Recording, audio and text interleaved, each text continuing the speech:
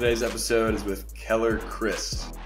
Keller is a former 5-star QB recruit out of Palo Alto High School after a childhood that featured lots of moving around the country as the child of an NFL coach. Following Palo Alto High School, Keller went to school across the street at Stanford, where he posted an 11-2 record as a starter. Following Stanford, he did a graduate transfer to the University of Tennessee. He is now an offensive assistant at the University of Iowa, beginning his own coaching career. I hope you enjoy this episode with Keller. Welcome back to another episode of Under the Number. We got episode 14 here, and I'm joined by my old teammate, former Stanford quarterback, former Tennessee quarterback, Keller Chryst. Thanks for jumping on, Keller. Yeah, for sure, man. Love to. So we got a lot to cover here, but I want to start giving some context that you were born into one of the more football heavy families of anyone I know of, where your dad, your uncles, your grandfather, your younger brother, your cousins have all either played or coached football at a high level. I'll let you run through some of the places and positions those men have all had, but your dad was a coach in the NFL for 25 years, and he had been a college coach prior to that and has been back in college since then. What was that like in the context of your childhood and moving around all the time and having football and the outcomes of football basically determine your life? Yeah. No, as a kid, it was all we knew as kids. Me and my younger brother and sister, moving around, never knew what was going to be that next year. Because it was however well the team did on Sunday was determined if you're going to have those same group of friends the next year come the next grade. So it was kind of a little bit more on the line than a typical fan would have to deal with. But at the same time, it was something that we didn't know any better. It was just, this is just the way life is. And it was cool, too, because we could have interactions and relationships with all these players. And it wasn't like you got your superstar Steve Smith on the Carolina Panthers. I want your autograph. It was like, oh, that's Steve Smith. Like, he's really good at catching and getting the act. Like, kind of like intricacies that you kind of appreciated about the game as a little guy that a normal fan maybe would get starstruck or something like that. But it was just kind of normal to us growing up. But it was growing up as a kid, a coach's kid, it was a unique experience that, looking back, I probably wouldn't change it.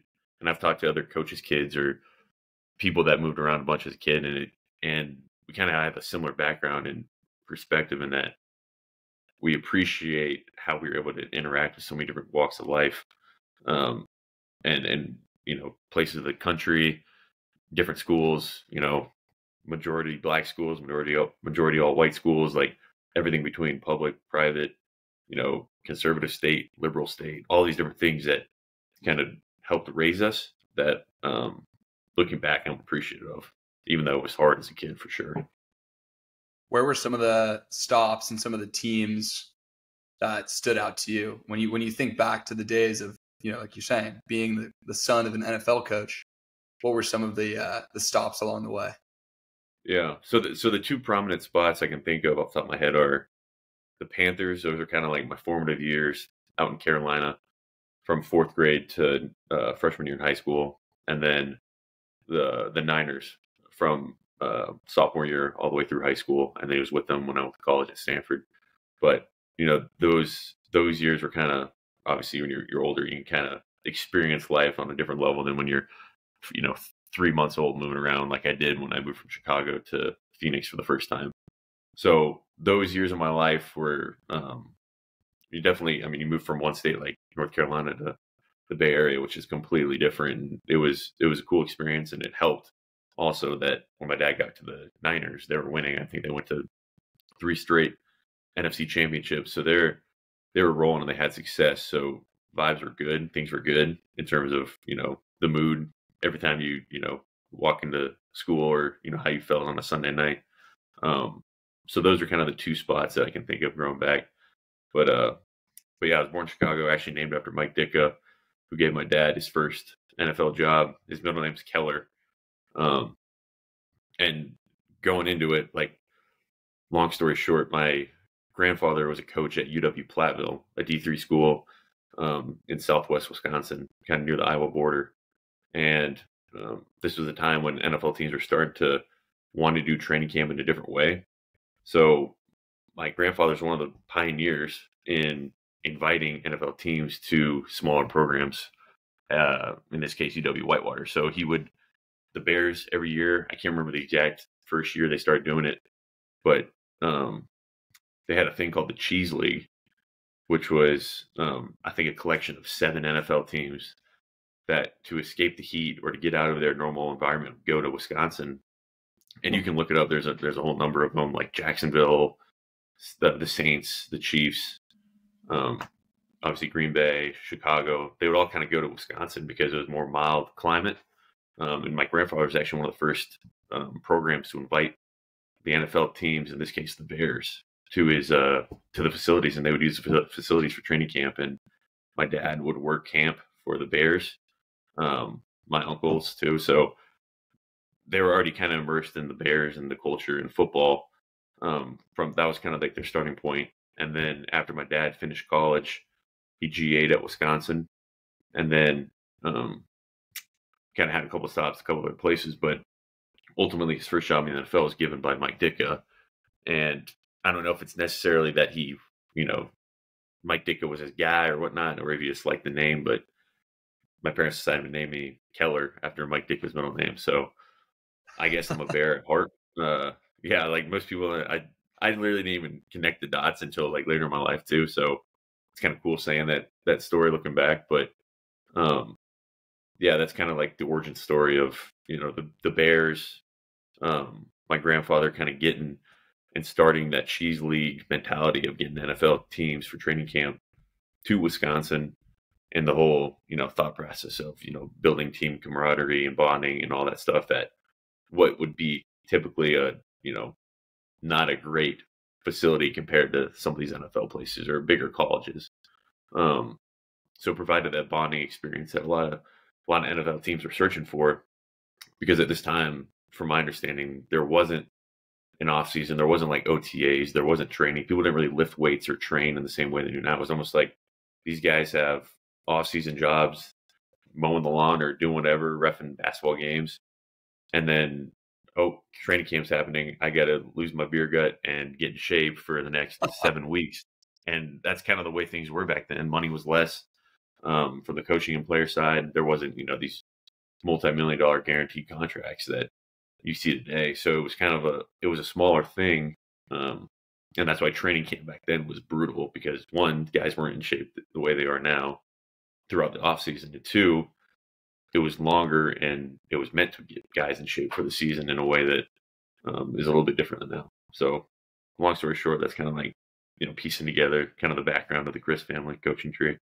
Named after Mike Ditka. I guess that's what happens when a football guy is born into a family of football guys. That's pretty strong. Yeah, that's pretty true. Did you have access to the players on these teams? Like, did you get to be up close and kind of get some front row access to anyone? Were there any players who you really looked up to as a kid, and who kind of ended up being your idols in the football world? Yeah, for sure. Like once I got older and I established myself as a quarterback playing in high school, that was Alex Smith with the Niners. I'd ask him a thing here and there. Another guy would be Scott Tolzien with the Niners. I don't know if that name rings a bell, but he was a longtime quarterback for Wisconsin under my uncle. Yeah. He then signed with the Niners as a drafted free agent. He was with like Monty Ball, right?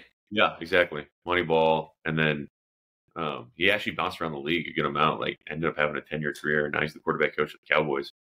But he was someone that I stayed in touch with throughout, because he went from being coached by my uncle to being coached by my dad in the league. So it was a cool transition for him. And then as a player myself, I was able to bond and, ask him, questions here or there, or stay in touch with the little things. And then growing up, my dad was the tight ends coach of the Panthers. So he was close with a guy named Jeff King, and he ended up getting into personnel himself. And just this last year, I never ended up taking it, obviously, but talked to him about, getting into the personnel world. and he's actually at the Bears now. And his transition from playing personnel and how differs from coaching. So those relationships that my dad established are kind of being passed down through me. Josh McCown is another one. I think my dad was with him at 3 different spots. Jake Plummer is an old classic name from back in the day at the Cardinals, and then Harbaugh has kind of always been floating around the Chryst name for the last couple of years. My dad coached him at the Bears, coached him at the Chargers, worked for him at the Niners, and then my uncle, obviously being with the Badgers at Wisconsin, played Michigan every year, so we'd go head to head there. And I think my dad has did clinics or worked with John Harbaugh in the past too, and the Harbaugh brothers coming from father and coaching as well kind of established that bond between my brothers. Sorry, my uncles, my dad, my uncle, and the Harbaugh brothers. So I think they bonded a little bit over that. So kind of mingling the football worlds together. Yeah, that's quite the history. Mm-hmm. So I know that you ended up playing your high school ball at Palo Alto High School, which is literally across the street from Stanford. And when your dad had joined the Niners staff, that obviously is a connection there. What was your ascension as a prospect like? Were you always a dominant? I mean, when I remember when I showed up at Stanford and when I had committed to Stanford, I remember looking at the roster, and there's Burns, who was listed at like 6'5", 230. There's you listed at like 6'4", 6'5", 235. Like, you're a big dude. And were you always physically just like a lot larger than everyone else? And were you always playing quarterback? Because I would think that you would have made a nice linebacker if QB wasn't always calling. No. So, I mean, I really had my growth spurt after freshman year. I think freshman year I was maybe 6 foot, 160 pounds. And then going into my sophomore year, I really that's where I shot up. I had an old school meathead football coach in North Carolina that said if you drank 7 of these protein shakes a day, you'll gain weight. And I took that and I had 14 of them a day. So I put on like 70 pounds in a year. You had 14 protein shakes a day.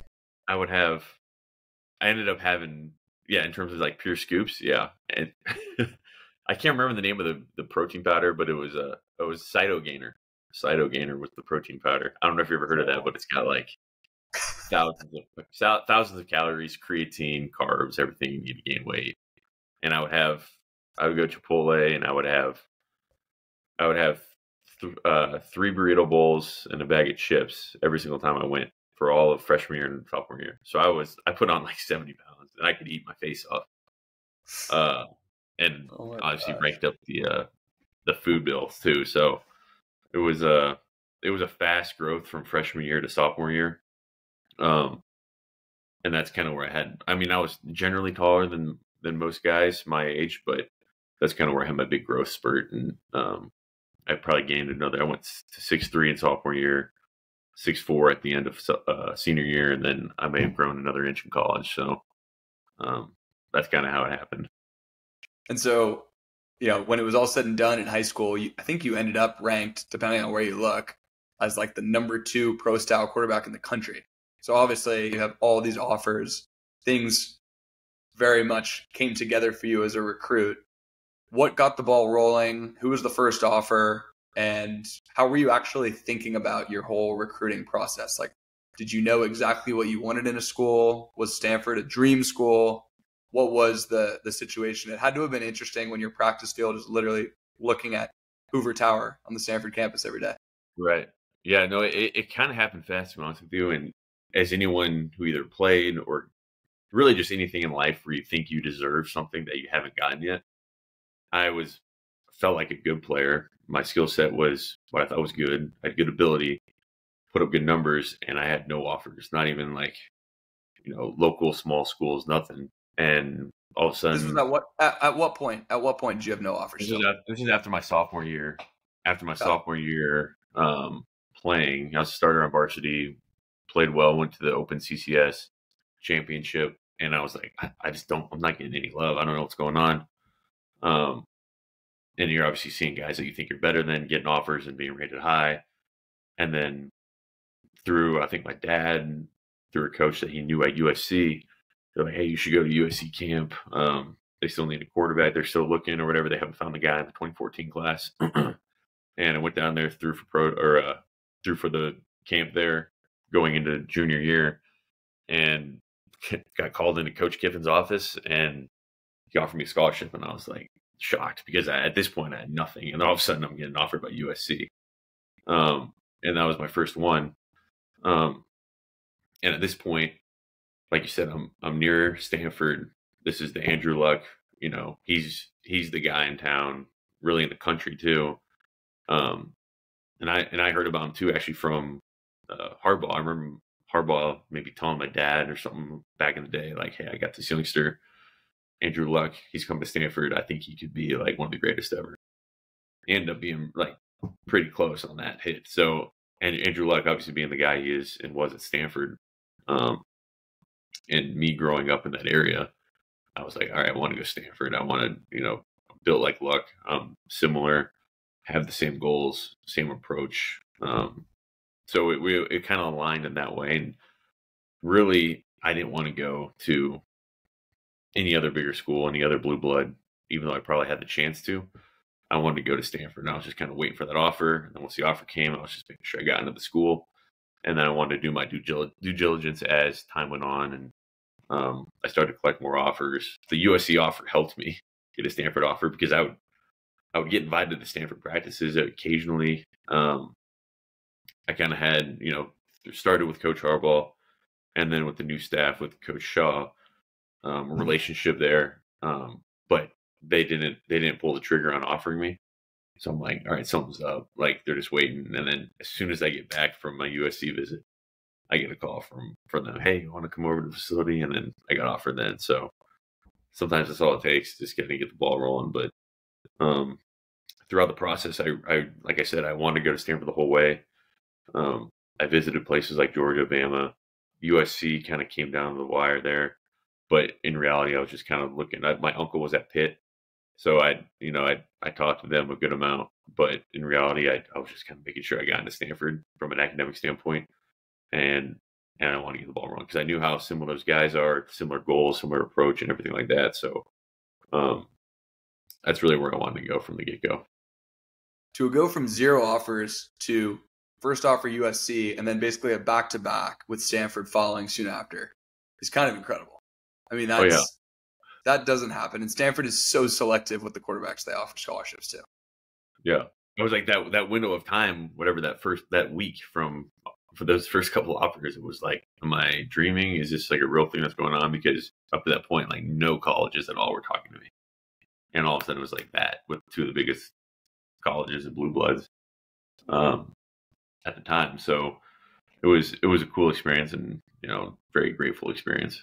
Okay, and I want to come back and talk specifically about the class of 2014, high school class 2014, Stanford recruiting class. Before we do that, I want to hear you talk about the high school class of 2014 Elite 11 for a couple reasons. One is any kid who grew up in our era as a football fan definitely tuned into Elite 11. I thought it was the coolest thing ever that these high school dudes got chosen and got profiled, and it was all aired on ESPN in this like documentary style show, and it profiled the different personalities, and it had been going on for years, and people who had gone through Elite 11 were in the NFL already at that time in 2013, 14.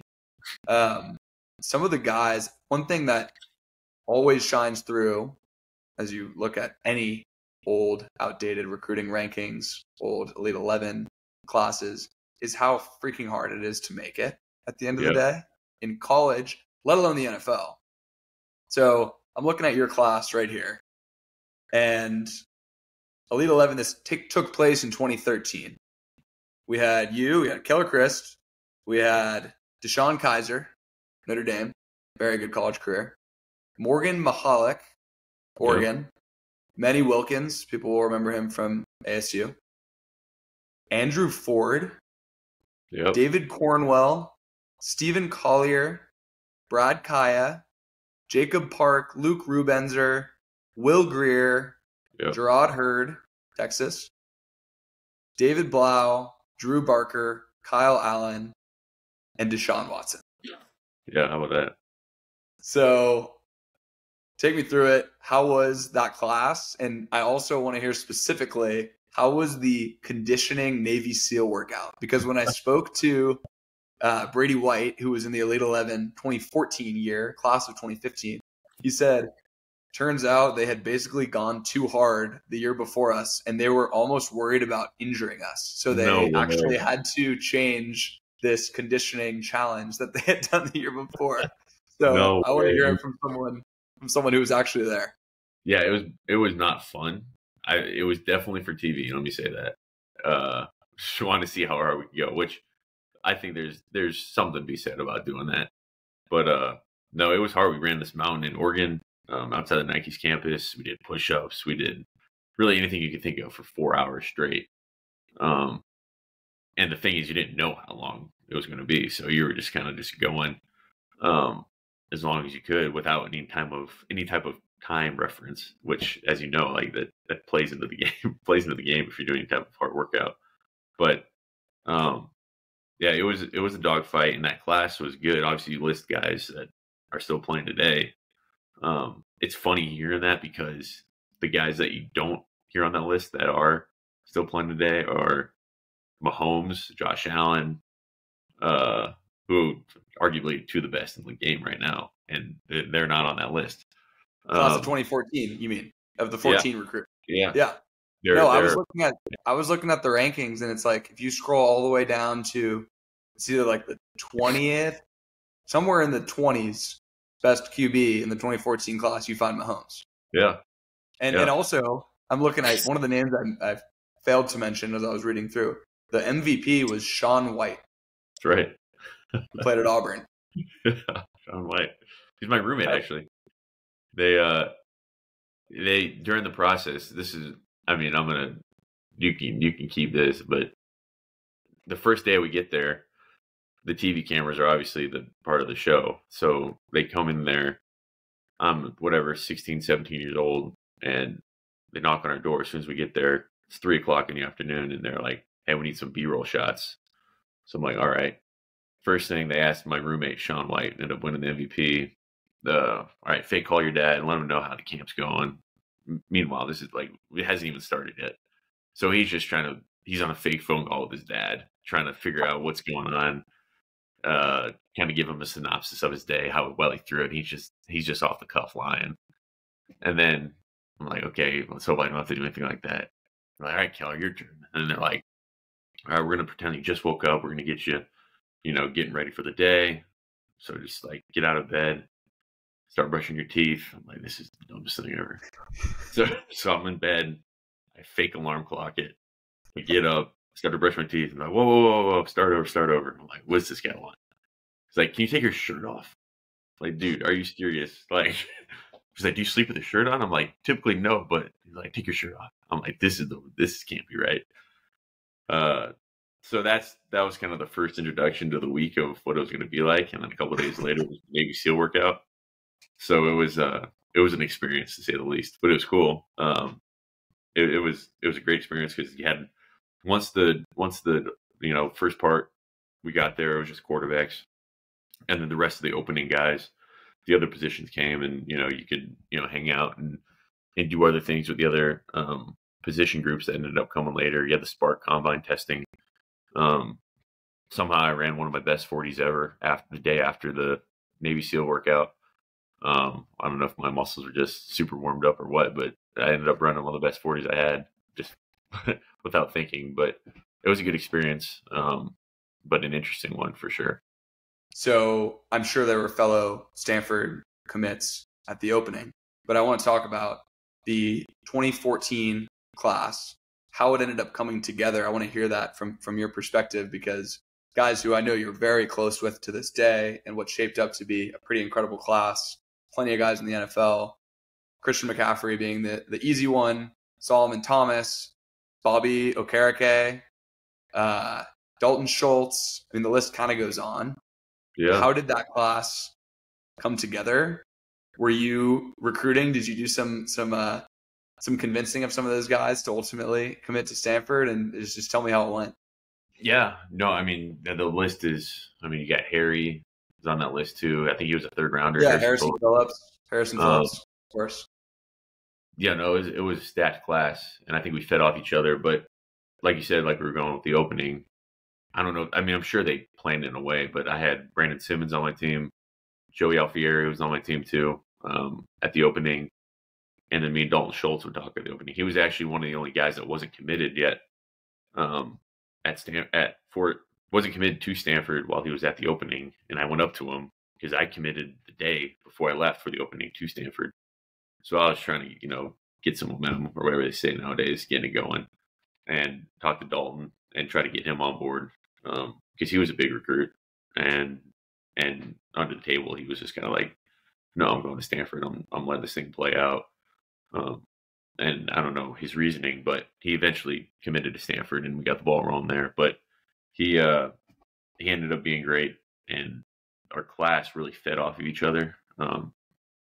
Really, as soon as we came in from the official visit that we had, the big visit, what we called it in January, where it was almost like we were all maybe a little bit quirky, weird, tryhards, whatever, connotation you want to put to some of us in our hometowns, kind of outcast maybe in a way, maybe didn't like to drink or party as much or, whatever it is.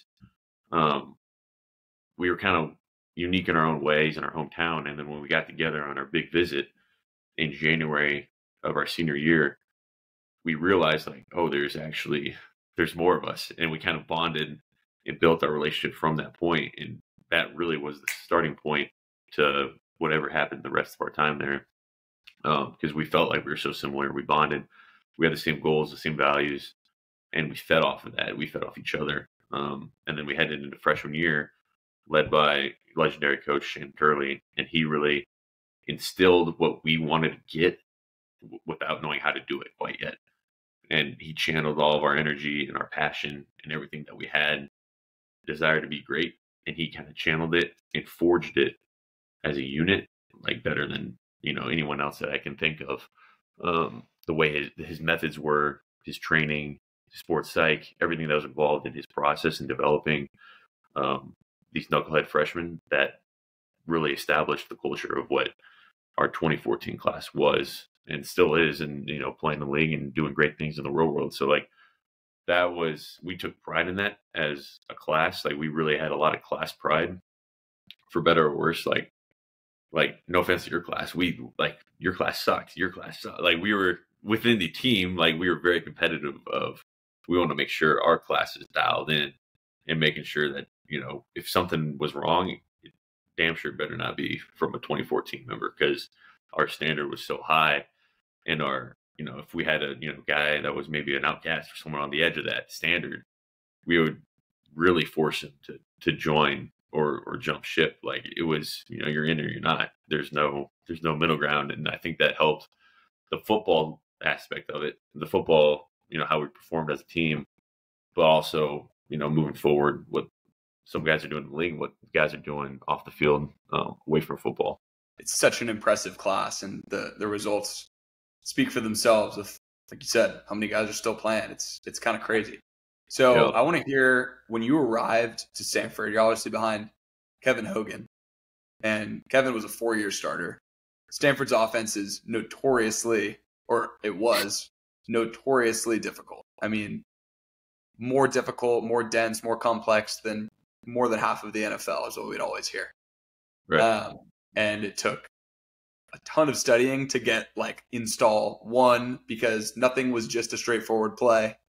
Learning the cadence was its own battle. Whether you're going to kill the play, all the different kill rules, letting it roll, you're mic pointing, you're doing things that a lot of guys enter the NFL never having done. Yeah. Ever. So talk about, being the son of a coach, you can hear it, people listening, you can already tell, you were a killer when it came to preparation. And I want to hear how the relationship with Hogan, being able to watch, a savvy vet who got 4 years under his belt, how that impacted you. and just how you were able to ramp to ultimately be ready to get in the game, I guess as a sophomore, and then be battling for the starting job as a junior. Yeah. No, it was for sure a process. And, the thing about being a coach's kid is, everyone thinks you're kind of a step ahead, and that is the case in a lot of ways. But for the reason you may not be, a step ahead in that world of football knowledge and whatnot is because your dad or your coach, whoever's you're not around to teach you those things. So I was coached more by, my high school coaches or, other people that are around the game growing up. So I wouldn't say I came in with a huge advantage, but it did help that I came in running an old school West Coast offense, which I did at Palo Alto High School, taught by Coach Earl Hansen and Steve Bono. They taught me just kind of fundamentally footwork for one, footwork and technique. And then this is the exact origin of Red Right 20X in, or whatever the old school Bill Walsh install one playbook. So it was different than at Stanford, but it was still the West Coast offense, the terminology. So I had a leg up in that regard. Like you said, when it came to, you have kills, alerts, you have black checks, you have all these different things that can come up based on the defensive look. That's when things started to add up. And it's almost like the way you almost have to think about it, and what helped me eventually get better at it was you have to put on almost an act. Like you're almost like you're an actor out there. You're a thespian or whatever you call it. Like you have to almost buy into, because I'm not naturally a, talkative guy or a, gregarious guy, but you have to kind of almost buy into this is like sort of a performance because of all these things that you have going on in your head, and then what you have to communicate in the huddle at the line of scrimmage. And then that's just before the snap. And then you have to go and play. So you're almost I channeled the thought of like, this is a performance, and that I think helped me move the needle in how I operated the offense, controlling the offense, getting the team into the right play, and then performing well once the ball was snapped. I think that helped me push the needle. But when I didn't do that, you could tell you're very rigid, you're very, robotic. You're not flowing naturally. And then once the ball snaps, you're not playing fast. And that's ultimately what you want. You want to get your guys and your players to play fast at a high level. And for the first couple of years, I didn't feel like I was, because everything that was, going in my brain and everything was segmented instead of, all right, this is the performance of practice 13 of camp.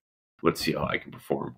Let's see what kind of act I can put on and perform my best throughout the day, and then build that off in the next day, and so on and so forth.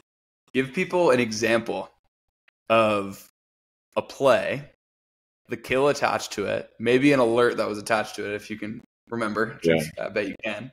And maybe the example of the cadence. And then once you make that play call, let's do it this way. Imagine being in the huddle. Base play, the play that you're going to kill it to, and the possible alert. The cadence that play. And then once you break the huddle, what you had to look for, whether you're motioning someone, what is in the parentheses as the kill check, what has to go through your head before you even get to snapping the ball, which of course then leads to, tie your feet to your eyes, pure progression, 1, 2, 3. Give us an example. Okay, let me think. I think one of the base couple day install was let's go green right 96 power, kill 95 weak, alert hound 2 double go on DC1. So we were at red cadence. So we said hut, red 80, ready to hut. So they're going Sam Strong safety blitz. So it wasn't one of the 3 that I listed before that were in the initial call, but it was a black check, because you get Sam Strong safety, which is a run blitz on early downs that a lot of teams will send at us. So I'm going at the line, I'm going to go black, let's go easy, black Lassie. So now I'm checking and I'm queuing into the rest of the offense that we have a potential Sam Strong safety blitz off the field side. If I just alerted it or did something, killed it, the rest of the offense wouldn't be dialed in. It's almost like that trigger word. So I'm going easy, black Lassie. which is similar to the third play that I just listed, hound. But because it's a black call, we're triggering the line. All right, something's coming. We're not just doing it against a regular base hole coverage defense. We're doing it against Sam Strong safety blitz. So we're getting cover 2 roll to the field, and we check, let's go Lassie dancer. All right, so we got 2 verticals from the field side playing a 2-on-1 on the field safety. And that wasn't even the initial play call. So those are things that had to be dialed in. There wasn't a learning progression either. Like, this was day 1 freshman year. You got to know this, that you're getting the call, you're getting coach. We look over the sideline. He gives you number 64 in your band. You're going to page 2 on your wristband, 64.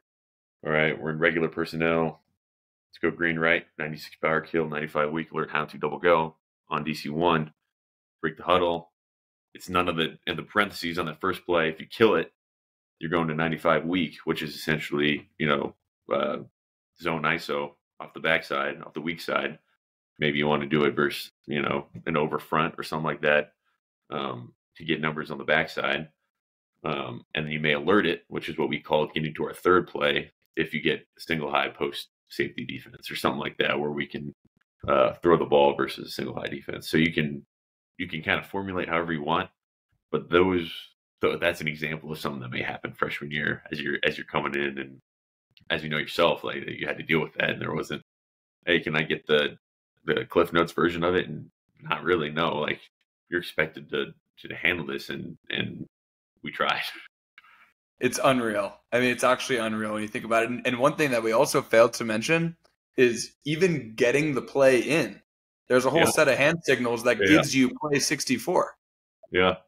Working your way down the coach's body. And you gotta get the 6 and then the 4, and then you find it on your play card, and it's insane. Yeah. All that you just described happens before the ball is snapped, and you have to think about, okay, how do I actually take my drop or get the proper footwork to execute the handoff and complete the throw, and then it's 2nd and 5 after all that on a good day. On a good day. Yeah. That's funny. It's wild. So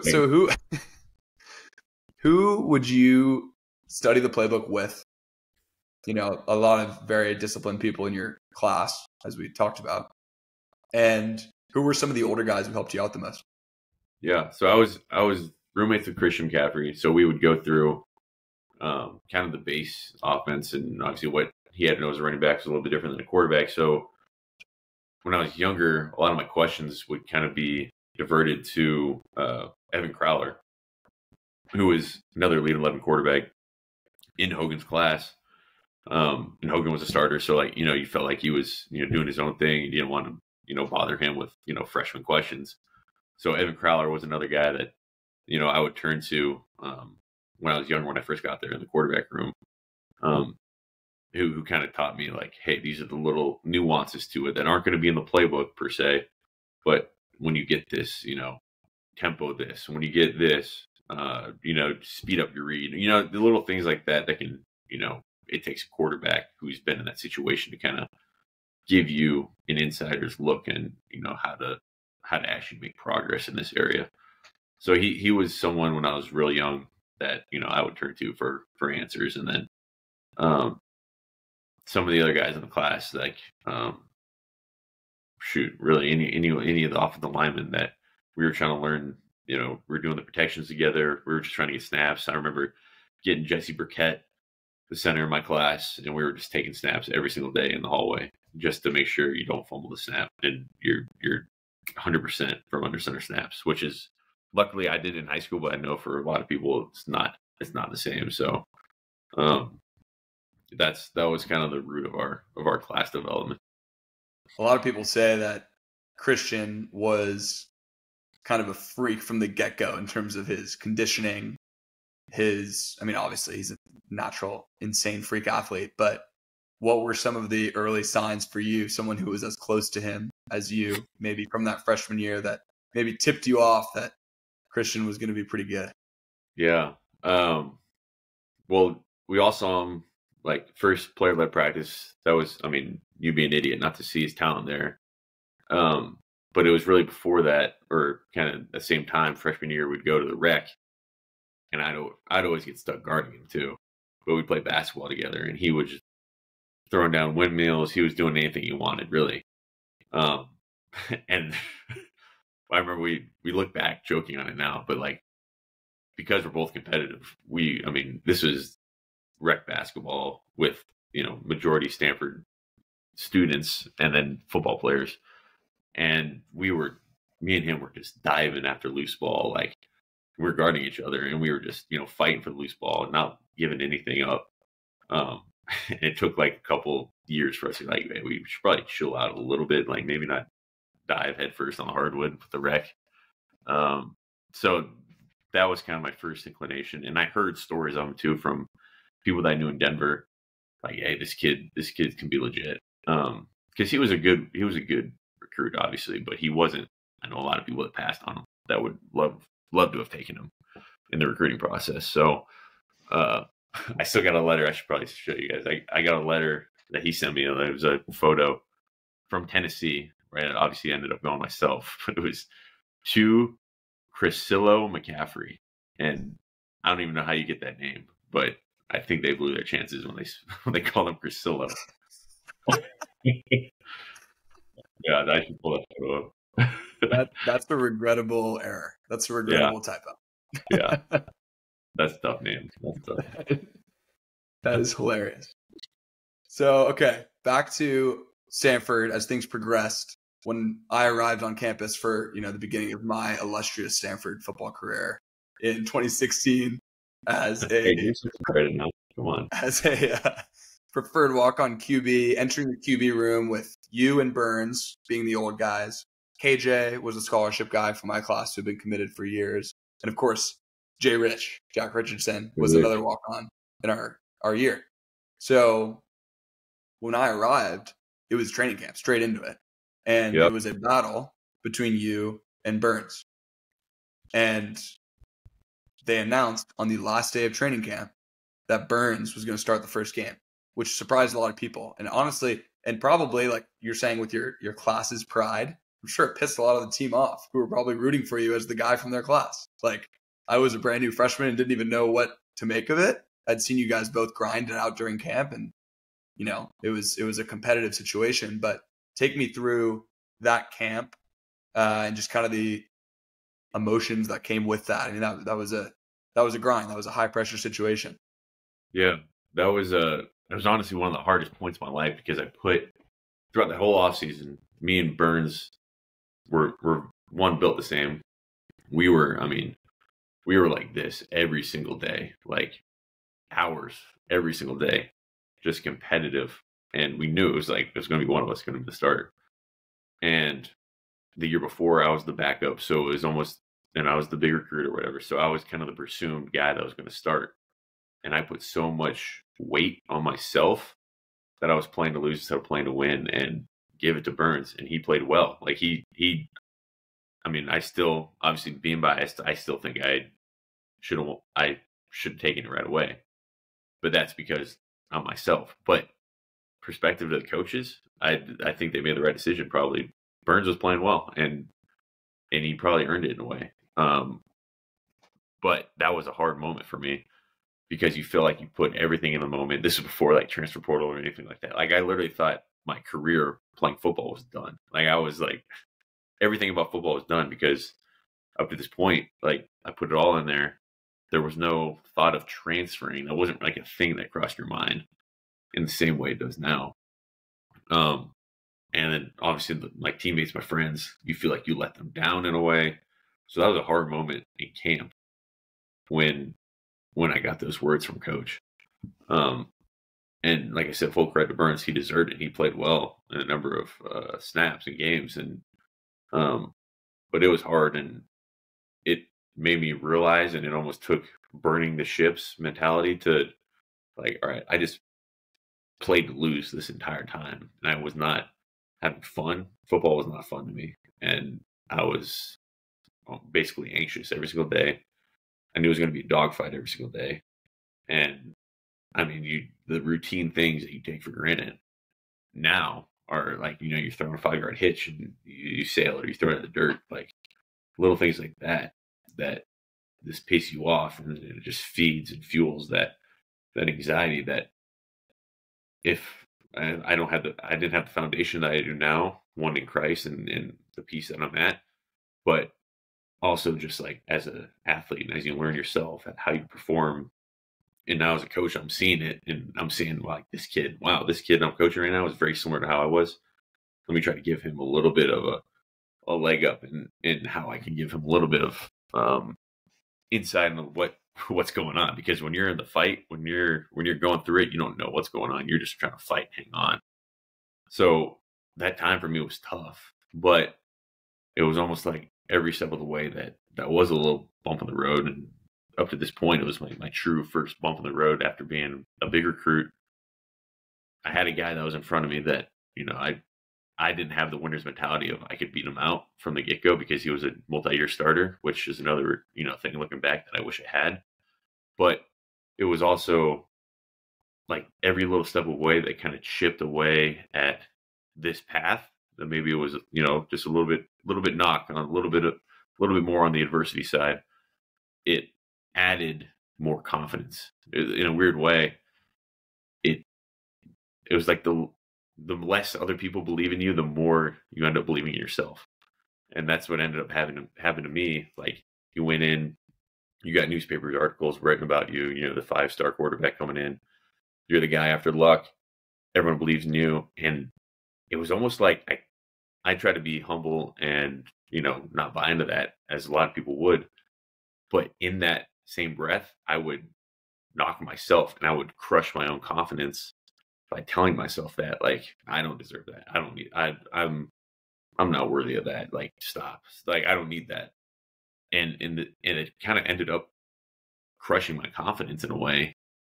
Subconsciously, I'm sure there's some psychological thing on that where you're constantly telling yourself you don't deserve it or you're not enough. That's going to feed into your performance and how you live and how you act on a daily basis. So then once that was taken away, oh wow, Burns is the guy. Right now, that's off my plate. No one really believes in me, in theory.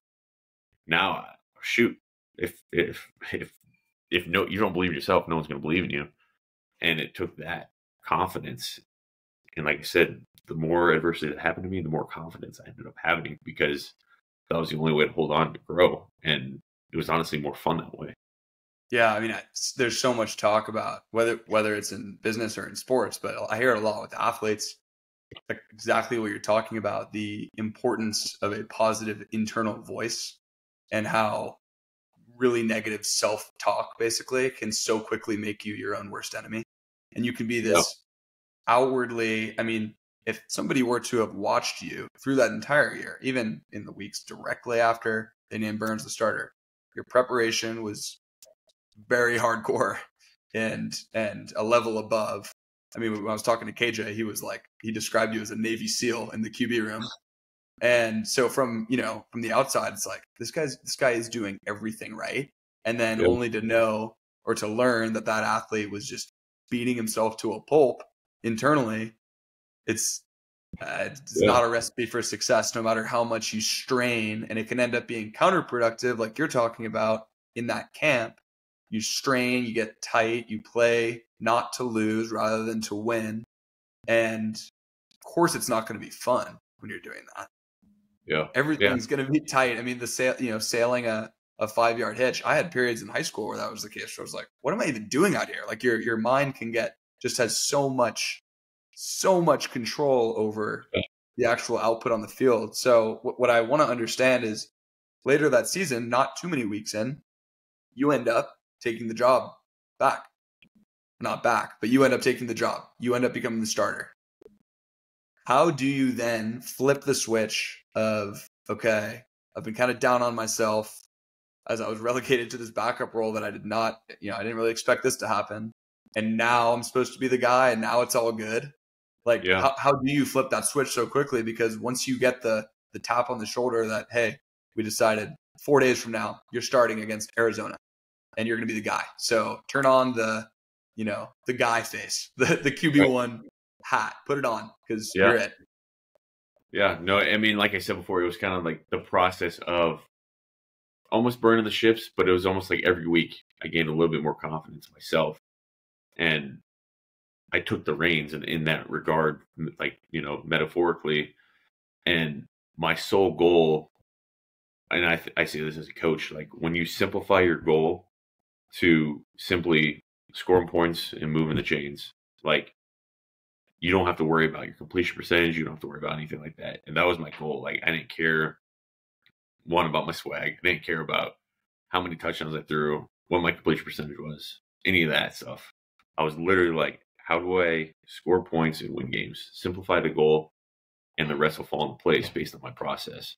And I think a lot of people that are similar to myself, who in that case back then, very type A personality, you have to kind of give yourself that framework and let the work and the process be trusted with how you live and how you play each game.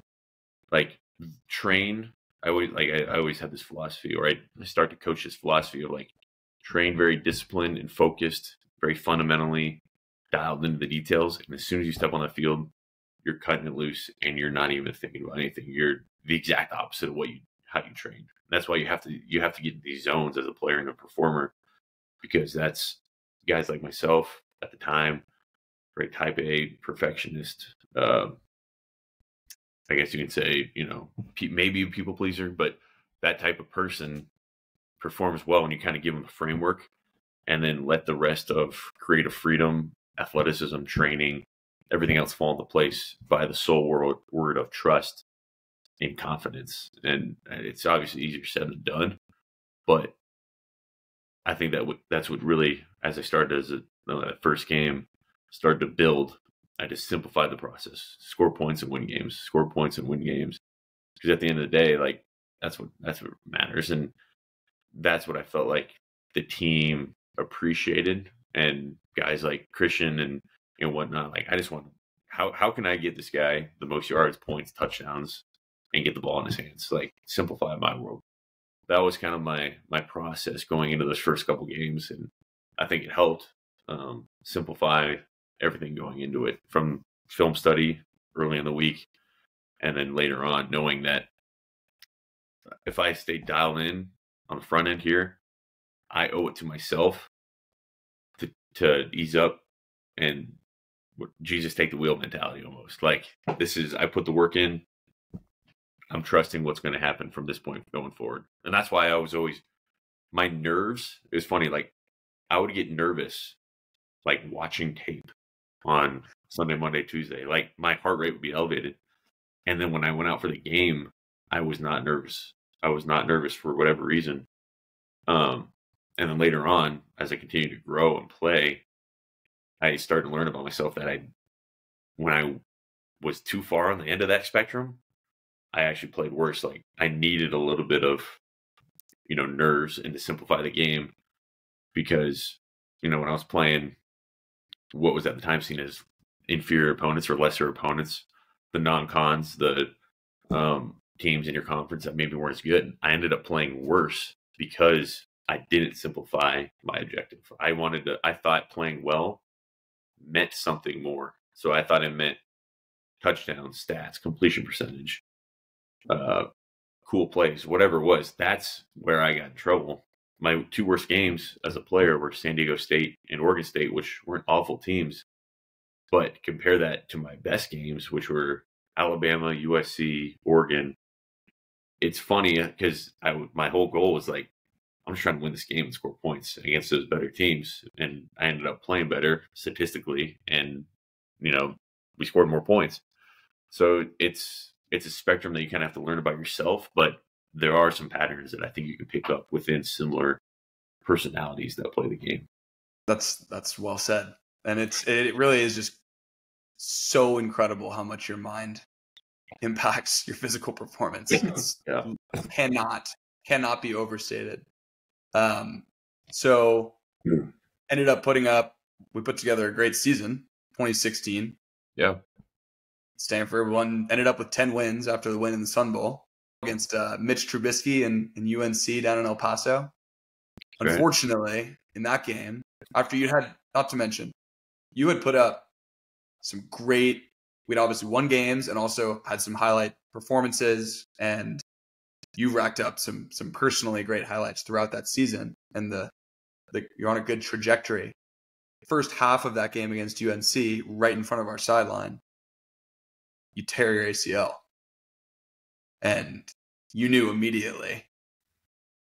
And I mean, that sucks, obviously. You knew immediately. What was going through your head? Were you immediately zooming out and thinking big picture, what does this mean for me? Or was it just, I got to get off the field and get this thing wrapped up because I just popped my ACL? Yeah. No, and obviously I'd never had a significant injury up to this point. And I knew immediately, like you said, it was pretty obvious. And yeah, you start to zoom out and think big picture, because up to this point, you worked your ass off for this. At this point, I was 6-0 as a starter. I got the ball rolling. We had the privilege as a starting quarterback. You lead the pre-game Friday night, basically game plan meeting. You got the clicker. You're in front of the offense, and that was one of my best meetings where I felt like I was, dialed into the game plan. I got the guys feeling good, and like where the energy is good. I'm feeling good. Like, this is the game where I can really propel this offense going into next year in the off season. And then that happened, and obviously you're thinking about the ramifications of it and whatnot. So that stung for sure. And then you go back to your hotel room, and you're in El Paso, Texas, right across from Juarez, and you're like, what am I doing here? By the way, I had no roommate at the time. My roommate was Christian McCaffrey, who decided and broke news to sit out that game. And it was, at the time, it was crazy for someone to decide to do that. And I remember getting on FaceTime with him, like, hey, man, I think you made the right decision. I show him my knee wrapped up, and I'm like, I think you made the right decision sitting this one out. The turf was awful. Like, it was not a good experience. So he was on FaceTime there, and kind of gave each other a hard time about him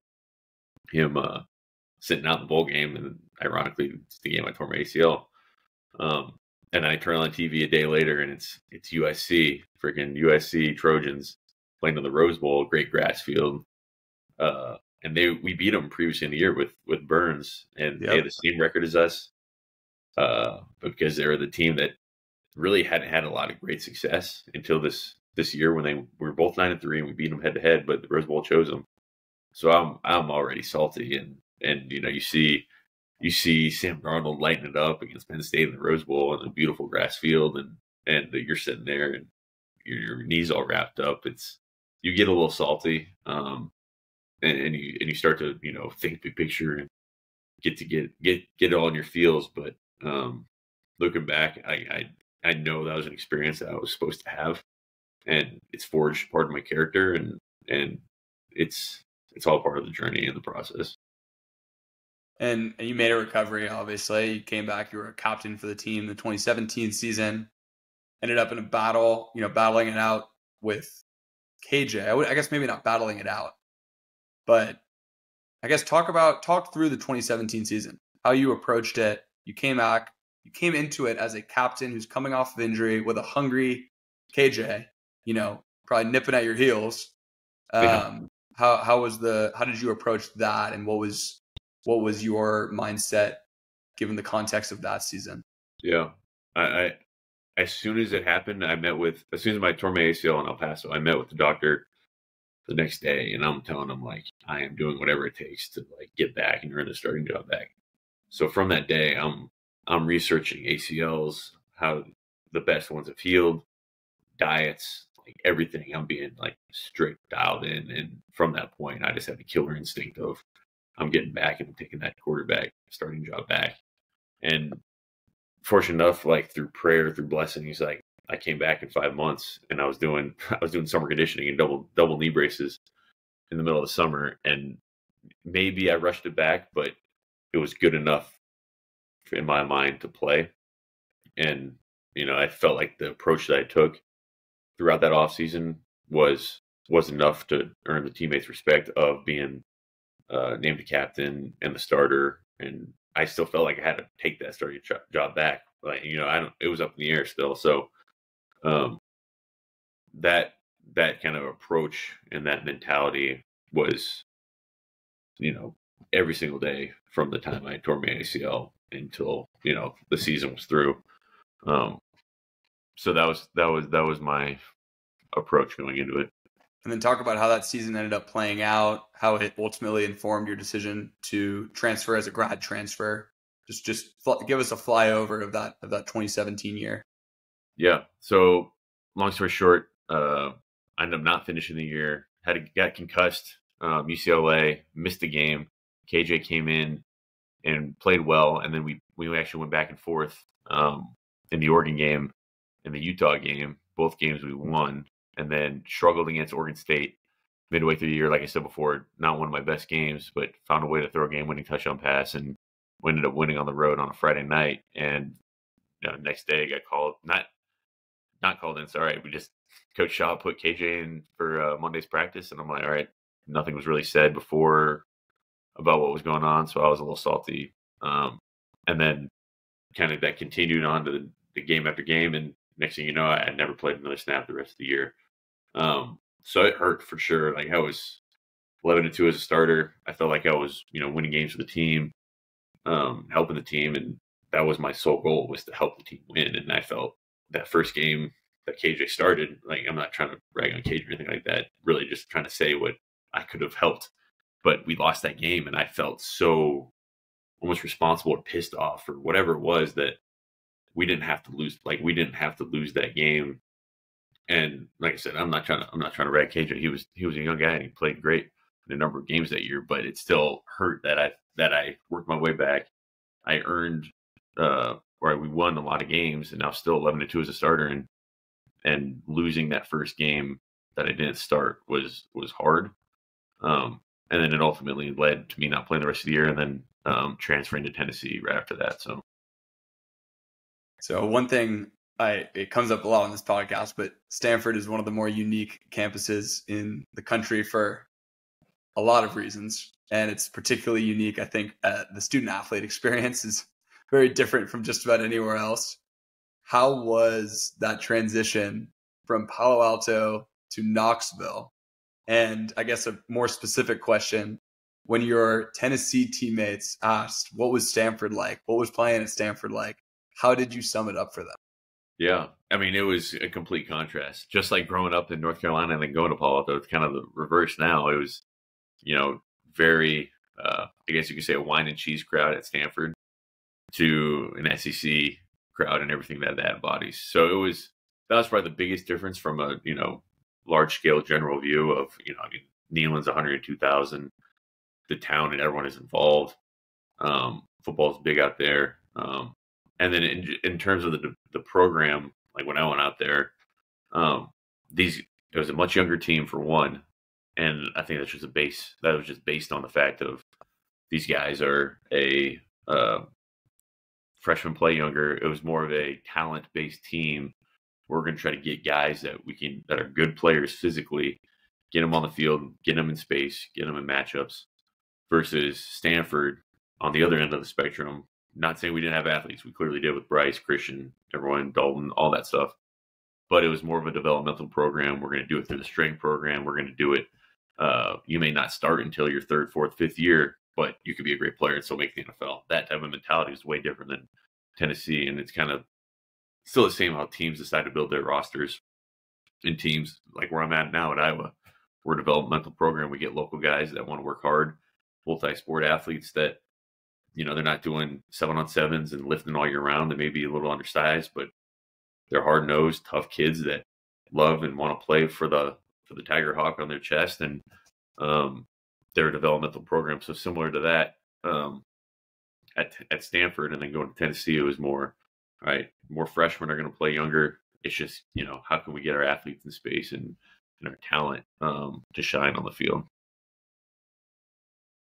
So what would you tell your teammates then if they asked? What was it like? In a few words, what was your elevator pitch or your short story recap of Stanford?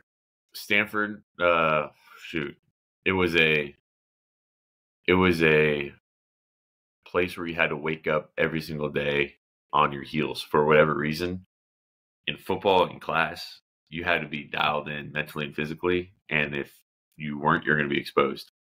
And not saying it wasn't like that at Tennessee, but it was different in that regard, in that it was more of a, we're going fast. We're just trying to, win fast, go fast. We're at Tennessee, win with athletes type of mentality, versus Stanford is a very calculated, intellectual, brute approach. So a couple games into this graduate transfer year at Tennessee, you come into a game against Alabama. You got Nick Saban across the sideline. What was going through your head when you ran in there? Because, it's obviously incredibly nerve-wracking to be the Stanford quarterback. We were playing against serious opponents all the time. However, a lot of the time it's in a half-empty wine and cheese, filled stadium in Palo Alto, like you said. A little different from a Tennessee-Bama game. Oh, yeah. Yeah, no, it was for one, it was a great environment. The third Saturday in October is just, something in the air. And it was a cool experience, just kind of at that point going to the sideline. Obviously, I prepared as a starter. I got hit in practice on a Wednesday that week, sprained my MCL, got an MRI, and ended up checking out. But so at this point, I'm like, no, I'm not playing and whatnot. So kind of just going back to the whole approach of, shoot, the starter, he's already taken 4 shots. And then that 5th shot knocks him out of the game. I'm like, oh shoot, I wasn't like this is scary, this sucks. I'm like, oh, this is sweet, let's go type of approach, like almost like nothing to lose. And like I said, my goal was just score points, move the chains, and try to find a way to win. And this was, we did not find a way to win. We still ended up, it was still, a pretty good discrepancy in the score, but we fought for a good amount of that time, because I thought we got a little juice going. Just how can we move the chains? And just, we had a guy named Juwan Johnson who ended up turning out to be a great guy in the league, and me and him were on the same page. He actually used to play quarterback, so he kind of got it from a situational mentality. And I'd peek over at him, and he would know, and I would just give him a throw that he could manage, and he would do the rest. And he has that dog mentality, and he lit it up that game, and he was my guy that game. I just try to find him, hope they got in a one-on-one. Still, if they didn't give him one-on-one, I still would try to force it to him, and he found a way to make a play. So that was a fun experience, and that was a kind of a pressure-less game. Like I just went and have fun. It's the 3rd Saturday in October, Alabama versus Tennessee. Let's go. That's what football's all about, mentality. I remember watching the game, and when you came in, you marched the team right down the field through a TD. It was electric. It was pretty amazing to watch. It was fun. So to wrap up here, you've transitioned into coaching now, joining your many forefathers, and you are an offensive assistant at Iowa. Funny enough, you've been coaching a quarterback who went to Santa Barbara High, Deacon Hill, who was a few years behind me in Santa Barbara. Obviously, it's early in your coaching career, but how would you, on a personal level, how would you describe your coaching philosophy? Wow. I would say, how can I allow the player, whoever I'm around, the team, the player, how can I allow them to have fun, play fast, and get more out of the game than the game itself? I would say that kind of sums it up, of kind of all-encompassing, generalizing. Because there's a lot that goes in the game. There's a lot of variables, like we talked about before. Football is such a variable-driven sport. So much that goes into every single game, every single practice, every single day, season, that how do you truly live where your feet are and be where your feet are, I think is easier said than done. But at the same time, I think being present is a result of what forces you to be present. And football, probably serving in the military, things where UFC fighting, things where your physical well-being is kind of on the line. It forces you to be present in a way. And I think that's why a lot of people are addicted to the game. They have cravings for this game because it forces you to be present. And that's what I want to try to maximize, that time that you're in the present, with with my guys, with my players, the guys I'm around, and have them enjoy the game. It always crushed me when I heard guys that were at other schools or players that I coached, that I played with, that would say like football sucks like 99% of the time. I'm like, dang, dude, that crushes me. Like, football is supposed to be fun. Like, yeah, there's a lot of money involved. There's a lot of things on the line. But when the players say that football is not fun and it sucks, that crushes me. And I want to find a way to still win and play with an edge, play great, fundamental, high quality football, and enjoy what you're doing on a daily basis. Well, I don't think I can think of a better way to wrap it up than with that. That was well said. So, Keller, thanks so much. I'll be keeping an eye on the Hawkeyes this season and rooting for you out there. Appreciate you. Go Hawks, baby.